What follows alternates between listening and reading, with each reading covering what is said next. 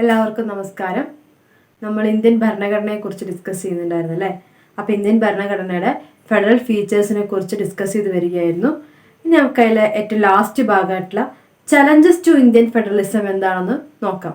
Indian federal സംവിധാനത്തിനുള്ള വെല്ലുവിളികൾ എന്തൊക്കെയാണ്? Indian ഫെഡറലിസത്തിനെ ഒരു ഓപ്പോസിഷനിൽ നിൽക്കുന്നത്, അതായത് നല്ലപോലെ ഇന്ത്യൻ ഫെഡറലിസത്തിൻ്റെ നല്ല രീതിയിലുള്ള പ്രവർത്തനത്തിന് തടസ്സമായി നിൽക്കുന്നത്, അതിൻ്റെ പ്രശ്നങ്ങൾ എന്തൊക്കെയാണെന്ന് നോക്കാം.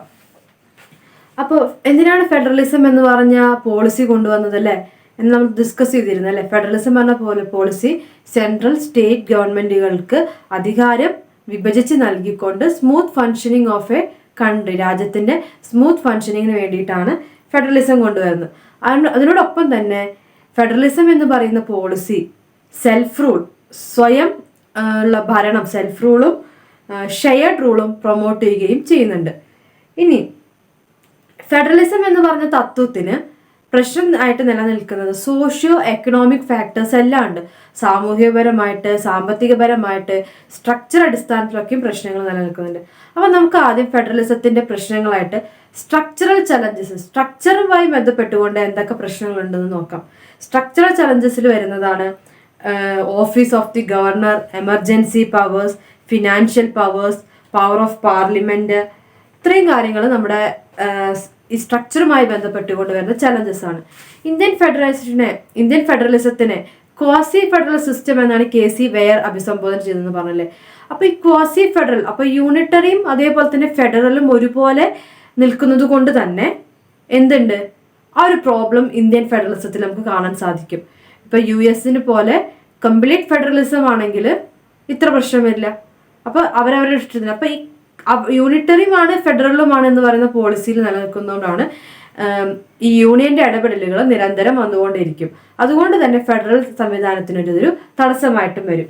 ആദ്യമായിട്ട് ചലഞ്ചിൽ നമുക്ക് നോക്കാനുള്ളത് office of the governor. Governor എന്ന് പറയുന്ന ഓഫീസിന്റെ ഒരു സ്ട്രക്ചറാണ്. ഇപ്പൊ അടുത്തിടെ നമുക്ക് ഏറ്റവും കൂടുതൽ ഡിസ്കസ് ചെയ്യാൻ പറ്റിയ ടോപ്പിക്കാണല്ലേ ഗവർണർ സ്റ്റേറ്റ് ഇഷ്യൂ.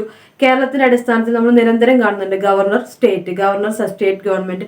ഈ ഒരു കോൺഫ്ലിക്റ്റ് നല്ലോണം നടന്നുകൊണ്ടിരിക്കുന്ന ഒരു രാഷ്ട്രീയ സാഹചര്യമുണ്ട്. അതുകൊണ്ട് തന്നെ ഈ ഒരു പ്രശ്നം നമുക്ക് മനസ്സിലാക്കാൻ സാധിക്കും.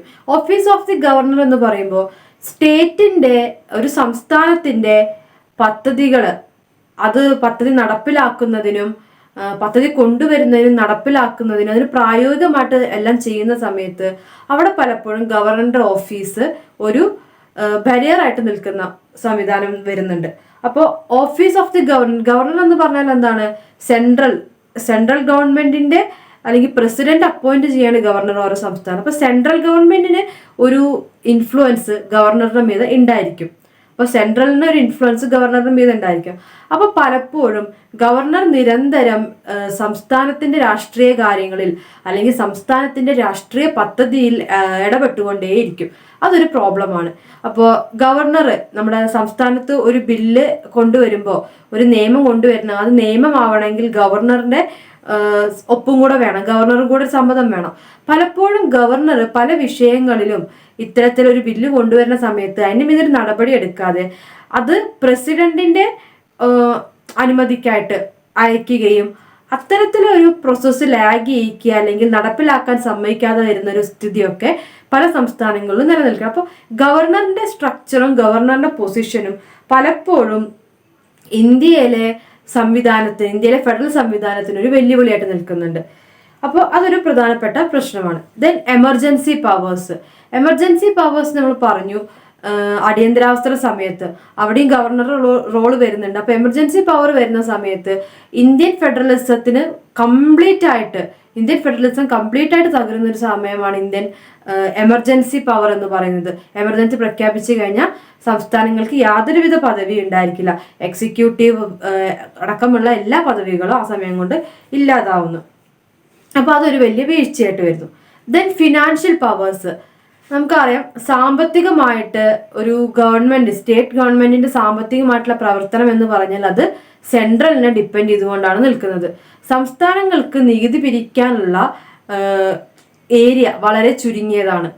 അപ്പോൾ ആ ചുരുങ്ങിയ സബ്ജക്റ്റിന്റെ ഉള്ളിൽ നിന്നുകൊണ്ട് നികുതി പിരിക്കണം. പിന്നെ അത് മാത്രമല്ല, സംസ്ഥാനങ്ങൾക്ക് കേന്ദ്രം കൃത്യമായിട്ട് ധനസഹായങ്ങൾ നൽകിക്കൊണ്ടേയിരിക്കണം. ഗ്രാൻഡ്സ് ഇൻ എയ്ഡ്, ആവശ്യാനുസരണം സഹായങ്ങൾ നൽകിക്കൊണ്ടേയിരിക്കണം. അപ്പം ഓരോ സംസ്ഥാനങ്ങളിലും നടപ്പാക്കുന്ന വിവിധങ്ങളായ ക്ഷേമ പെൻഷനുകൾ, വിവിധങ്ങളായിട്ടുള്ള സ്കോളർഷിപ്പുകൾ, ഇതിനൊക്കെ ഒരു പങ്ക് കേന്ദ്രത്തിന് തരേണ്ടതാണ്. അപ്പൊ കേന്ദ്രം തരേണ്ട പങ്ക് കൃത്യമായി സംസ്ഥാനങ്ങളിലേക്ക് എത്തിയെങ്കിൽ മാത്രമേ ഫിനാൻഷ്യൽ ക്രൈസിസ് ഇല്ലാതെ സംസ്ഥാനങ്ങൾക്ക് മുന്നോട്ട് പോകാൻ സാധിക്കുകയുള്ളൂ. അപ്പൊ കേന്ദ്രം നൽകേണ്ട, ഇപ്പൊ നമ്മുടെ എഡ്യൂക്കേഷനായിട്ട് ബന്ധപ്പെട്ട്, വിദ്യാഭ്യാസവുമായി ബന്ധപ്പെട്ടുകൊണ്ട് ഒരുപാട് സ്കോളർഷിപ്പുകളുണ്ട്. OBC സ്കോളർഷിപ്പുകളുണ്ട്, SC/ST വിഭാഗങ്ങൾ സ്കോളർഷിപ്പുകളുണ്ട്, അങ്ങനെ ഒരുപാട് സ്കോളർഷിപ്പുകളുണ്ട്. ഇപ്പൊ അടുത്തിടെ OBC സ്കോളർഷിപ്പൊക്കെ വെട്ടിക്കുറയ്ക്കുന്ന ഒരു സാഹചര്യം ഉണ്ടായിട്ടുണ്ട്. അപ്പൊ അതെന്ന് പറയുമ്പോൾ എന്താണ്, വിദ്യാർത്ഥികൾക്ക് ഗവൺമെന്റ് നൽകേണ്ട, സെൻട്രൽ ഗവൺമെന്റ് നൽകേണ്ട ഒരു ആനുകൂല്യം വെട്ടിക്കുറയ്ക്കുമ്പോൾ അതെന്ത് ബാധിക്കുകയാണ്, സംസ്ഥാനത്തിനെയും ബാധിക്കുകയാണ്, വിദ്യാർത്ഥികളെയും ബാധിക്കുകയാണ്. അത്തരത്തില് സംസ്ഥാനങ്ങൾക്ക് ഫിനാൻഷ്യൽ ആയിട്ടുള്ള സഹായം നൽകേണ്ടത് പലപ്പോഴും ആരാണ്, സെൻട്രൽ ആണ്. അത് നൽകുക എന്നത് സെൻട്രലിന്റെ കടമയാണ്. അത് നൽകാതെ വരുമ്പോൾ അതിൻ്റെതായ പ്രതിസന്ധികളും ഉണ്ടാവും. അപ്പോൾ ആ ഒരു ഫിനാൻഷ്യൽ പവേഴ്സ്, അതുപോലെ തന്നെ ടാക്സിന്റെ വിഭജനവും കാര്യങ്ങളൊക്കെ നമ്മൾ പ്രീവിയസ് ആയിട്ട് പറഞ്ഞു പോയിട്ടുണ്ട്. അപ്പോൾ അത്തരത്തിലുള്ള ടാക്സുകൾ, അതിന്റെ നിയന്ത്രണവും കാര്യങ്ങളൊക്കെ പ്രശ്നമാണ്. ഇനി അതിനോടൊപ്പം തന്നെ നമ്മൾ പ്ലാനിംഗ് കമ്മീഷൻ നിർത്തലാക്കിയിട്ട് 2015 നീതി ആയോഗ് എന്ന് പറയുന്ന ഒരു സ്ട്രക്ചർ വന്നു എന്ന് പറയാം അല്ലെ. നീതി ആയോഗ് വന്നോട് കൂടിയിട്ട് സെൻട്രൽ ഗവൺമെന്റിനെ കൂടുതലായിട്ട് സംസ്ഥാനങ്ങൾ ഡിപ്പെൻഡ് ചെയ്യേണ്ട ഒരു സ്ഥിതി വരികയും ചെയ്തു. ഇനി അടുത്തത് ഒരു ഫിസ്ക്കൽ ഫെഡറലിസം എന്ന് പറയുന്നൊരു സംവിധാനമുണ്ട്. ഫിസ്ക്കൽ ഫെഡറലിസം എന്ന് വെച്ചിട്ടുണ്ടെങ്കിൽ സംസ്ഥാനങ്ങൾക്ക് വളരെ ചുരുങ്ങിയ രീതിയിൽ മാത്രം റവന്യൂ ഉപയോഗിക്കാൻ പറ്റുന്ന ഒരു സ്ഥിതിയെയാണ് ഫിസ്ക്കൽ ഫെഡറലിസം എന്ന് പറയുന്നത്. ഇതിനോടൊപ്പമാണ് 2017 GST, goods and service tax, GST പിരിക്കാനുള്ള അധികാരങ്ങൾ സ്റ്റേറ്റ് റവന്യൂവിനെ ബാധിച്ചിട്ടൊക്കെ വന്നത് നമ്മൾ GSTയുടെ പ്രഖ്യാപനമൊക്കെ ആയിട്ട് അറിയാം. അപ്പൊ ഇത്തരത്തിൽ ഒരുപാട് പ്രശ്നങ്ങളിലൂടെയാണ് ഫിനാൻഷ്യൽ പവേഴ്സ് കടന്നു പോകുന്നത്. അപ്പൊ സംസ്ഥാനങ്ങൾക്ക് പലപ്പോഴും കൃത്യമായിട്ട് ഫിനാൻസ് ലഭിക്കാത്തൊരു സ്ഥിതി ഉണ്ടാകുന്നുണ്ട്. അതും നമ്മുടെ ഫെഡറലിസത്തിന്റെ ഒരു പോരായ്മയായിട്ട് വരുന്നു. Then special powers of parliament. നമ്മൾ പാർലമെന്റിനെ കുറിച്ച് പഠിക്കുമ്പോൾ പറഞ്ഞു, പാർലമെന്റിന് എന്തുണ്ട്, ഒരു സ്പെഷ്യൽ പവർ ഉണ്ട്. ഇപ്പോൾ സ്റ്റേറ്റ് ലിസ്റ്റിൽ പെടുന്ന കാര്യങ്ങൾ പോലും ഇടപെട്ട് തീരുമാനിക്കാനുള്ള പവർ ആർക്കുണ്ട്, പാർലമെന്റിന് ഉണ്ട്. അപ്പൊ അങ്ങനത്തെ extraordinary power to legislate on subjects include the state list, അതൊക്കെ എന്ന് പറയുന്നത് ഫെഡറലിസത്തിന്റെ നടത്തിപ്പിന്, സുഗമമായ നടത്തിപ്പിന് ഒരു തടസ്സം തന്നെയാണ്. അപ്പം ഇതൊക്കെ എന്ന് പറയുന്നത് എന്താണ്, ഫെഡറലിസത്തിന്റെ ആ സ്ട്രക്ചറിൽ വരുന്ന ചലഞ്ചസ് ആണ്. ഫെഡറലിസം എന്ന് പറയുന്ന സംവിധാനത്തിന് വെല്ലുവിളിയായിട്ട് വരുന്ന, സ്ട്രക്ചറിൽ വരുന്ന വെല്ലുവിളികളാണ്. ഇനി സോഷ്യോ പൊളിറ്റിക്കൽ ചലഞ്ച്, സാമൂഹികവും രാഷ്ട്രീയപരമായിട്ടുള്ള ചലഞ്ചസ് എന്തൊക്കെയാണെന്ന് നോക്കാം. സാമൂഹികവും രാഷ്ട്രീയപരമായിട്ടുള്ള ചലഞ്ചസിലാണ് regionalism, coalition politics, inter state water disputes, inter regional disparities, external force, അങ്ങനെ കാര്യങ്ങളൊക്കെ വരുന്നത് ഇതിലാണ്. അതിന് റീജിയണലിസം എന്ന് പറഞ്ഞാൽ നമുക്കറിയാം, റീജിയന്റെ അടിസ്ഥാനത്തിൽ പൊളിറ്റിക്കൽ പാർട്ടീസ് വരുന്നതും, റീജിയണിന് ഒരു പ്രത്യേക ടെറിട്ടറിക്ക് പ്രാധാന്യം ലഭിക്കണമെന്ന് ആവശ്യപ്പെട്ടുകൊണ്ടുള്ള പ്രവർത്തനം വരുന്നത്. അപ്പോൾ റീജിയണലിസം എന്ന് പറഞ്ഞ പ്രാദേശികവാദം എന്ന് പറയുന്നത് എപ്പോഴും ഫെഡറൽ സംവിധാനത്തിന് ഒരു വെല്ലുവിളിയായിട്ട് തന്നെയാണ് വരുന്നത്. പലപ്പോഴും ഈ റീജിയന്റെ പ്രശ്നങ്ങൾ കൂടി വരുന്ന സമയത്ത് അവിടെ സെൻട്രൽ ഇടപെട്ടുകൊണ്ട് പ്രത്യേക നിയമം ഉണ്ടാക്കിക്കൊണ്ട് അവിടുത്തെ പ്രശ്നങ്ങൾ പരിഹരിക്കുകയും, അങ്ങനെ പ്രത്യേക നിയമം വഴി സംസ്ഥാനങ്ങളുടെ ഫെഡറൽ പദവി ഇല്ലാതാവുകയും ചെയ്യുന്ന ഒരു സ്ഥിതിയുണ്ട്. ഫെഡറലിസത്തിന് ഒരു വീഴ്ചയായിട്ടാണ് റീജിയണലിസം പലപ്പോഴും വളരുന്നത്. അടുത്താണ് കൊളീഷൻ പൊളിറ്റിക്സ്. കൊളീഷൻ പൊളിറ്റിക്സിന്റെ പ്രശ്നം എന്താണെന്ന് വെച്ചാൽ, കൊളീഷൻ പൊളിറ്റിക്സിന്റെ അമിതമായിട്ടുള്ള ഇടപെടൽ വരുമ്പോൾ കൃത്യമായി തീരുമാനങ്ങൾ എടുക്കാൻ സാധിക്കാത്തൊരവസ്ഥ സെൻട്രലിനും സ്റ്റേറ്റിനും എല്ലാം വരുന്നുണ്ട്.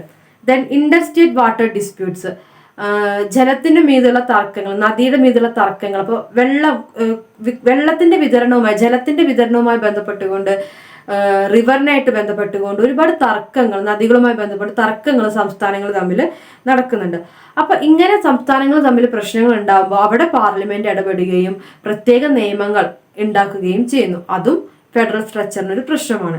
ദെൻ ഇന്റർ റീജിയണൽ ഡിസ്പാർട്ടീസ് എന്ന് വെച്ചിട്ടുണ്ടെങ്കിൽ ഈ സോഷ്യോ എക്കണോമിക് കൾച്ചറിലാണ് ഡിഫറെന്റ് റീജിയൻ ഒരു ഫെഡറൽ വാല്യൂസിന് പ്രശ്നങ്ങൾ വരുന്നതാണ്. ഒരു രണ്ട് റീജിയന് തമ്മിലുള്ള ഡിസ്പ്യൂട്ട്സ്, റീജിയണലായിട്ട് തമ്മിൽ അങ്ങോട്ടും ഇങ്ങോട്ടും കലഹങ്ങൾ ഉണ്ടാകുമ്പോൾ അവിടെ എന്താണ്, ഫെഡറൽ സ്ട്രക്ചർ തകരുകയാണ്. ദെൻ പ്രാദേശികപരമായിട്ടുള്ള പ്രശ്നങ്ങളാണ് പറയുന്നത്. ദെൻ എക്സ്റ്റേണൽ ഫോഴ്സസ് എന്ന് പറഞ്ഞാൽ ഇപ്പോൾ ടെററിസം പോലെയുള്ള പ്രവർത്തനങ്ങൾ, ഇപ്പോൾ ചില സംസ്ഥാനങ്ങളിൽ ഒരു ടെററിസ്റ്റ് ആക്ടിവിറ്റി നടക്കുന്നുണ്ട്, അതിന് കേന്ദ്രം ആവുന്നുണ്ട് എന്നൊക്കെ പറയുമ്പോൾ അത് ഒരു പ്രത്യേക സ്ഥലം ഒരു ടെററിസ്റ്റ് ആക്ടിവിറ്റിയിൽ പ്രവർത്തിച്ചുകൊണ്ടിരിക്കുന്നു പറയുമ്പോൾ അവിടെ എന്ത് ചെയ്യുന്നത്, സെൻട്രൽ ഇടപെടുന്നൊക്കെ സ്ഥിതി ഉണ്ടാകുന്നുണ്ട്. അപ്പോൾ അത്തരത്തില് ഇന്ത്യൻ ഫെഡറലിസത്തിന്റെ നല്ല രീതിയിലുള്ള നടത്തിപ്പിന് ഈ കാര്യങ്ങളൊക്കെ ഒരു വെല്ലുവിളിയായി വരികയാണ്. ഈ പ്രശ്നങ്ങളൊക്കെ വരും. ഇപ്പൊ റീജിയണലിസം ആയിക്കോട്ടെ, ടെററിസം ആയിക്കോട്ടെ, അതുപോലെ തന്നെ സ്റ്റേറ്റുകൾ തമ്മിലുള്ള പ്രശ്നങ്ങൾ, ഇതെല്ലാം വരുന്ന സമയത്ത് ഇവിടെയൊക്കെ പാർലമെന്റിന്റെ വിശേഷാലുള്ള അധികാരം ഉപയോഗിച്ചുകൊണ്ട് സംസ്ഥാനങ്ങളുടെ അധികാരങ്ങൾക്കുമേൽ കൈകടത്തുന്ന സ്ഥിതി ഉണ്ടാവും. അതുകൊണ്ട് അങ്ങനെയാണ് അവിടുത്തെ ഫെഡറലിസം എന്ന് പറയുന്ന ഒരു സ്ട്രക്ചർ തകരുകയും ചെയ്യുന്നത്. അപ്പൊ ഇതൊക്കെയാണ് ഇന്ന് ഇന്ത്യൻ ഫെഡറലിസം നേരിടുന്ന ഒരു പ്രശ്നങ്ങളായിട്ട് പറഞ്ഞ ചലഞ്ചസ് ടു ഇന്ത്യൻ ഫെഡറലിസം എന്ന് പറയുന്നത് ഈ വക കാര്യങ്ങളൊക്കെയാണ്. വളരെ ചെറിയൊരു ഭാഗമാണ്, വളരെ ചെറിയൊരു ഇതിൽ പഠിച്ചു പോകണം, മനസ്സിലാക്കി പോകണമെങ്കിൽ നമുക്ക് ആലോചിച്ചാൽ തന്നെ മനസ്സിലാക്കാൻ പറ്റുന്ന വളരെ നിസ്സാരമായിട്ടൊരു ഭാഗമാണ് ചലഞ്ചസ് ടു ഇന്ത്യൻ ഫെഡറലിസം എന്ന് പറയുന്നത്. താങ്ക്